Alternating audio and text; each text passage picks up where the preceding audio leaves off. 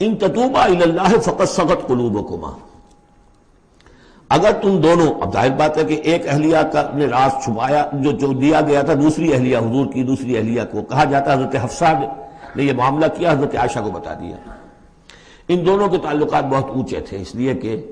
ظاہر بات ہے کہ حضور کے ہاں جو مقام اور مرتبہ تھا ابو بکر کا اور عمر کا رضی اللہ تعالی عنہما، اس کے حوالے سے ہی پھر ازواج مطہرات میں بھی خود بخود غیر شعوری طور پر یہ احساسات ہو جاتے ہیں۔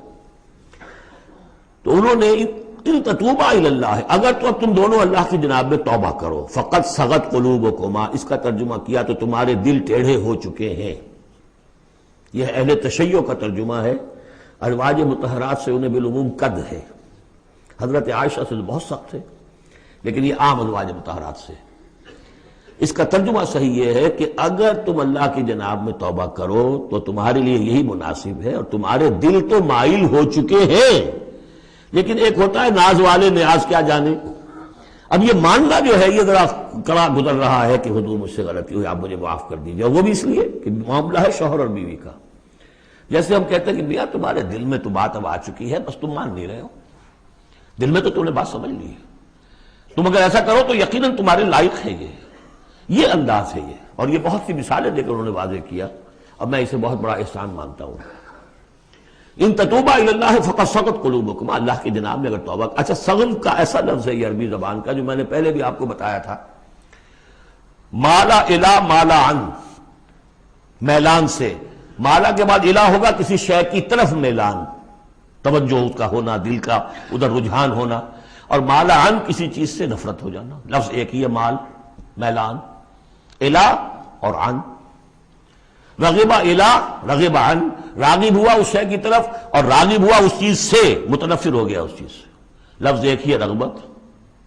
اس طرح صغب کا لفظ ہے، تو صغب جو ہے دونوں طرف جاتا ہے، تمہارا دل تو مائل ہو ہی گیا ہے، کس طرح مائل ہو گیا ہے، یعنی وہ واقعتاً اپنی خطا کا احساس ہو گیا ہے تمہارے دلوں کو، اب صرف یہ ہے کہ زبان سے بھی اس کا اعتراف کرو۔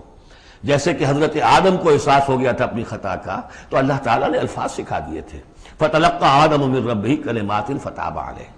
یہ ترجمہ ہے اس آیت کا صحیح۔ ان تتوبا الی اللہ فقد صغت قلوبکما وان تظاہرا علیہ، اور اگر اب جیسے کہ قاعدہ ہے عام طور پر حضور کی بھی کوئی ہلکا سا سہو اگر ہو جاتا تھا تو کس قدر انداز جو ہے سخت ہو جائے قرآن مجید کے اندر، اس لیے کہ بڑے لوگوں کے معاملے بڑے ہیں، الرب رب من تنزل والعبد عبد من ترقى۔ اسی طرح جو بھی اونچے لوگ ہیں ازواج مطہرات ہیں تو ان کا بھی جو بھی اظہار ناپسندیدگی ہو رہا ہے اللہ کی طرف سے، اس میں الفاظ بڑے سخت ہیں۔ اگر تم دونوں نے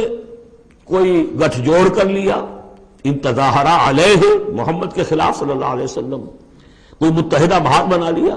تو سن لو فإن اللہ هو مولاه وجبریل وصالح المؤمنین والملائکۃ بعد ذلک ظہیر، کہ اللہ ان کا ولی ہے، دوست ہے، پشت بنا ہے، مددگار ہے، پھر جبرائیل ہے، پھر تمام صالح اہل ایمان ہے، پھر یہ کہ تمام فرشتے بھی اس کے بعد ان کے پشت بنا ہے۔